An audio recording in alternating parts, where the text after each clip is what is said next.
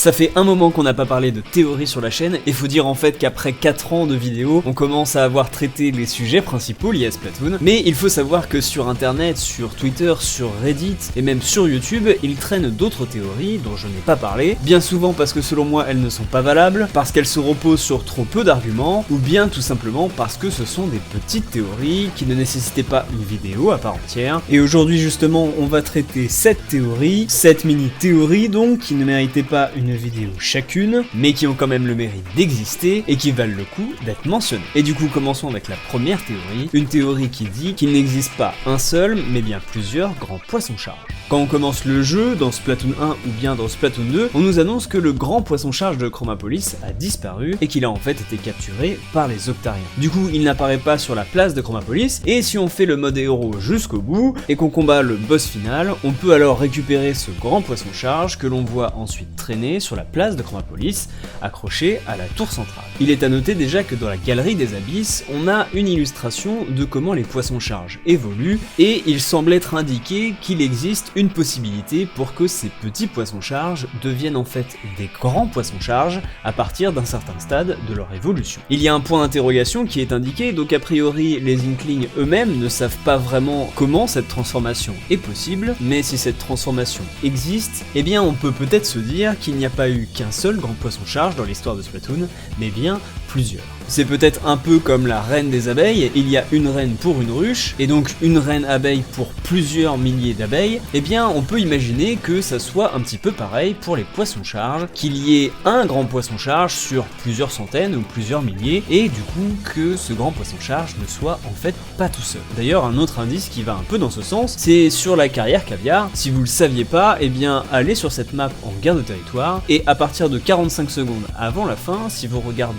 dans l'eau, eh bien vous pourrez voir un grand poisson-charge apparaître, et ça, que vous ayez fini ou non le mode histoire, ce qui veut dire du coup que si vous n'avez pas encore fini le mode héros, et que le grand poisson-charge est toujours censé être chez les Octariens, eh bien vous voyez quand même celui-là, ce qui veut du coup peut-être dire que ce n'est pas le même, mais que c'en est bien un autre. La deuxième théorie de cette vidéo parle du fait que Pearl et Coralie auraient en fait leur émission de télé sponsorisée par Monsieur Ours, car effectivement, dès qu'il y a un événement Salmon Run, eh bien elles en parlent, et elles annoncent en fait assez clairement que c'est un sponsor. Dans leur dépêche, elles parlent d'ailleurs du fait qu'elles travaillent pour lui de temps en temps, et qu'elles font elles-mêmes de la chasse aux œufs dans le mode Salmon Run, mais ce qui est bizarre, c'est que du coup, si Pearl et Coralie sont en fait des stars, pourquoi auraient-elles besoin d'un petit boulot comme les Inklings du bas peuple, disons. C'est un peu bizarre finalement, imaginez-vous une star de cinéma qui ferait durant ses temps libres un petit travail d'ouvrier pêcheur, ça reste assez étrange comme situation. Du coup, on peut peut-être imaginer que si elles disent travailler en Salmon Run, eh bien c'est surtout pour donner envie à la population de faire comme leurs idoles, et du coup de participer à cette chasse aux œufs comme elles, alors qu'en fait, elles n'y travaillent pas vraiment, et qu'elles disent ça uniquement dans le cadre de ce partenariat avec Monsieur Ours. En tout cas, c'est une chose qu'on peut imaginer.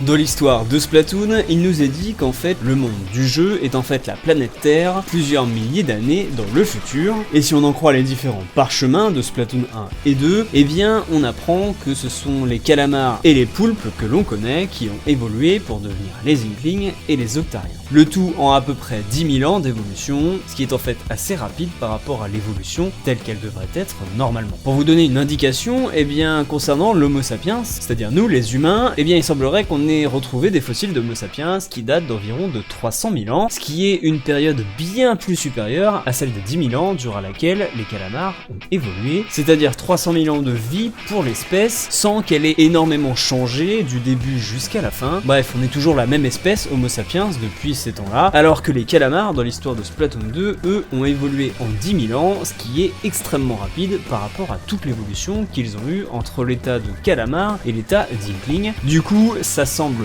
peu crédible, et une théorie affirme que justement, cette évolution a été contrôlée, en particulier contrôlée par le téléphone Tartare. Et pourquoi par lui ? Eh bien l'hypothèse ce serait en fait que le téléphone cherchait à avoir une forme de vie intelligente après l'extinction de l'espèce humaine, et qu'il ait du coup accélérer ou bien altérer l'évolution des espèces marines afin de les faire évoluer plus vite et avoir donc des cobayes à sa disposition plus rapidement. De la même manière, on peut imaginer que ce même téléphone, qui a, je le rappelle d'après une interview, a été créé par en fait le propriétaire de Charbitre, et bien peut-être que ce téléphone a utilisé justement Charbitre durant toutes ces années pour le rendre lui-même plus intelligent, un peu comme un espèce de sujet de test, afin de voir comment ce serait possible de rendre un animal plus intelligent, pour ensuite faire de même sur les espèces marines, afin de les faire se développer plus rapidement. Pour le coup, c'est pas une théorie qui a vraiment de preuves, c'est plus une grosse hypothèse, qui viendrait combler ce fait un peu bizarre que 10 000 ans d'évolution, ça reste quand même très peu. La quatrième théorie de cette vidéo est à propos des couleurs de l'encre des Inklings. Effectivement, si on observe bien, eh bien chaque Inkling a donc une couleur qui lui est attribuée, et qui change donc la couleur à la fois de ses tentacules, mais également de l'intérieur de sa bouche et de l'encre qu'il crache. Le problème dans tout ça, c'est que si on regarde les idoles, que ça soit Ayo, Oli ou Pearl, ou même Coralie, si on suppose que cette théorie est valable également pour les Octariens, eh bien ces idoles-là n'ont pas une couleur, mais en fait elles ont les cheveux de deux couleurs. Deux couleurs différentes donc, alors que les Inklings sont censés n'en avoir qu'une, et du coup la théorie ici nous dit que les Inklings, en grandissant et en devenant adultes, auraient peut-être la capacité de ne pas avoir une seule couleur, mais bien d'en avoir deux. Effectivement, tous les Inklings que l'on connaît dans le jeu n'en ont qu'une, alors que toutes les idoles, qui sont censées être adultes, en comparaison de notre personnage, eh bien elles ont toutes deux couleurs dans les cheveux, ce qui nous fait quand même nous poser des questions. Et d'ailleurs, il y a une théorie qui va même plus loin encore, c'est une théorie qui nous dit en fait que les idoles, Ayo, Oli et Pearl, et il en va en fait de même pour Macalamar dans cette théorie, ne seraient en fait pas des Inklings, mais une espèce encore différente, qui ne dériverait pas des calamars, mais bien des seiches, et c'est pourquoi leur apparence serait différente. En plus de la couleur dont je parlais, il y a aussi les yeux qui sont différents, car elles ont toutes des motifs dans les yeux, mais également les oreilles, car Ayo, Oli et Macalamar ont des oreilles en fait beaucoup plus fines que les Inklings que l'on voit dans le square, et Pearl également a des oreilles toutes petites, ce qui fait du coup qu'ils n'ont pas les mêmes oreilles que les Inklings habituels, ce qui pourrait donc laisser penser qu'ils ne sont pas issus de la même espèce. Ça c'est une théorie qui a fait pas mal parler d'elle sur internet, notamment sur YouTube, et pour laquelle je n'adhère vraiment pas. Elle affirme également qu'il y a une contradiction si Macalamar était un Inkling, c'est que les Inklings n'ont pas d'os, alors que Macalamar étant tout vieux et sec, on voit très bien ses os sous la peau, et ça c'est pas censé être possible si Macalamar est un Inkling, mais personnellement je trouve qu'elle va un peu à l'encontre de tout ce qui nous est dit dans l'histoire du jeu, et même si elle a le mérite d'être intéressante, je n'y crois personnellement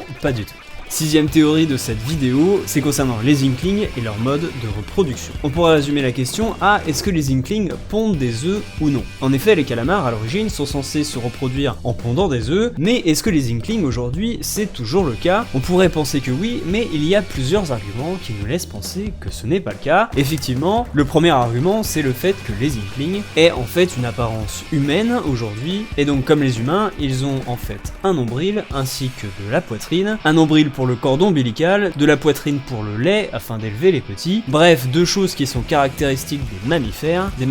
donc qui ne pondent pas d'œufs, et du coup ça va à l'encontre de cette théorie, mais les partisans de la théorie qui disent que les Inklings pondent des œufs affirment que puisque les Inklings lorsqu'ils sont petits ressemblent en fait plus à des calamars qu'à des humains, eh bien c'est probable qu'ils soient en fait sortis tout juste de l'œuf. Après tout, les salmonoïdes qui sont des dérivés des saumons pondent toujours des œufs, alors pourquoi pas les Inklings? On pourrait pousser l'analyse un peu plus loin en regardant les tags par exemple qui étaient disponibles durant le Splatfest de Pâques qui est donc une fête dans laquelle on célèbre un petit peu les œufs, et si on regarde ça de plus près, eh bien on se rend compte qu'il y a effectivement quelques tags avec des œufs, mais on n'en trouve aucun avec un Inkling à l'intérieur, aucun en tout cas qui laisse penser que les Inklings seraient associés aux œufs eux-mêmes. D'ailleurs sur ce festival, eh bien vous aviez peut-être remarqué qu'il y a un œuf de Yoshi qui traînait dans ces tags là, et qu'on retrouvait sur certaines maps, bien que pourtant n'appartenant pas à l'univers de Splatoon mais plutôt de Mario. C'est peut-être un indice pour nous dire que les Inklings naissent dans des œufs qui ressemblent à ceux de Yoshi, c'est peut-être rien du tout.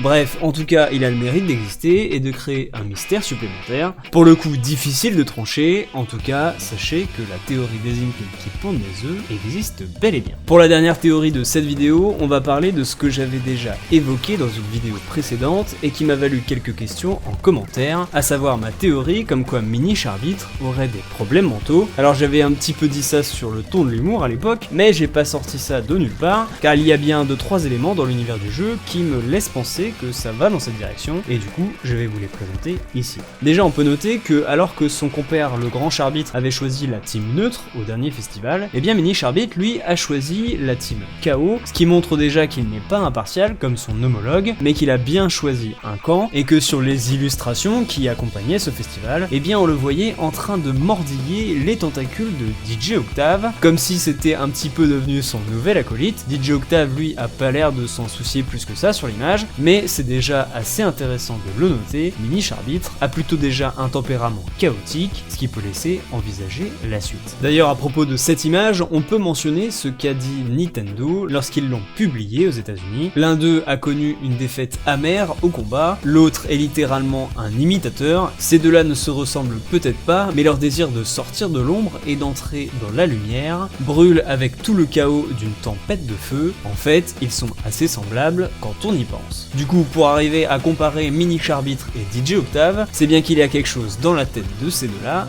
qui soit ressemblant. À nouveau, ça nous montre que Mini Charbitre n'est pas le petit chat pur et innocent que l'on pourrait penser. Deuxième argument, c'est le fait que Mini Charbitre soit toujours du côté de l'ennemi lorsque vous jouez dans Splatoon 2. Effectivement, on aurait pu imaginer que les rôles soient inversés, le problème c'est que c'est pas le cas, Mini Charbitre est toujours là pour vous annoncer la mauvaise nouvelle, que vous soyez dans un camp ou bien celui d'en face, c'est toujours lui qui a le drapeau associé à l'équipe adverse, alors qu'il pourrait changer sa place de temps à autre pour être un petit peu du côté des gentils. Mini Charbitre a quand même plutôt tendance à être tout le temps du côté des méchants. Le troisième indice qui va dans ce sens, c'est en fait comment a été présenté Mini Charbitre lorsque Splatoon 2 a été annoncé. Si on regarde ce que Nintendo nous a annoncé sur Mini Charbitre lorsqu'ils ont parlé de lui pour la première fois, ils annoncent la chose suivante: nous sommes les premiers à admettre qu'il est adorable, mais d'après ce que nous avons pu observer, il cherche à obtenir la place de Charbitre en tant que premier juge de la guerre de territoire, tel un tigre assoiffé de sang assis dans les broussailles. Là encore une description assez mystérieuse qui nous fait penser que Mini Charbitre a quelque chose derrière la tête, car si son but premier est de prendre la place de Charbitre, est-ce une bonne ou une mauvaise intention? C'est encore quelque chose qu'on peut débattre. Et finalement, le dernier argument qui va dans ce sens, c'est si on regarde le graphique des relations entre les personnages de Splatoon 2, et dans cette version traduite par Maka, eh bien on peut y voir une chose assez évidente, c'est que déjà Mini Charbitre trouve Omar appétissant, ce qui nous laisse peut-être penser qu'il aurait bien envie de se mettre sous la dent, mais aussi et surtout que Mini Charbitre se sent un poil inférieur par rapport au grand Charbitre, et la version anglaise nous parle même d'un complexe d'infériorité, et il précise dans ce qu'il pense sur Charbitre: j'ai tout de suite su au moment où je suis né que je n'étais qu'une simple réplique de toi, comment pourrais-tu comprendre ce que je ressens? Bref, on comprend ici que Mini Charbitre est plein de doutes et de questions, qu'il ne sait pas vraiment où est sa place dans tout ça, et peut-être que cette espèce de traumatisme a créé en lui justement un petit caractère au tempérament de feu, qui fait qu'il ne deviendra probablement pas ce même Charbitre que le premier Charbitre qu'on a connu, mais peut-être bien un deuxième Charbitre bien plus sauvage, peut-être même bien plus méchant, et selon moi du coup bien plus intéressant. Bref, Mini Charbitre fait partie sûrement de mes personnages préférés dans le jeu, justement pour ça, parce qu'à première vue on pourrait penser, comme le pense Agent 8, que c'est un petit adorable chaton,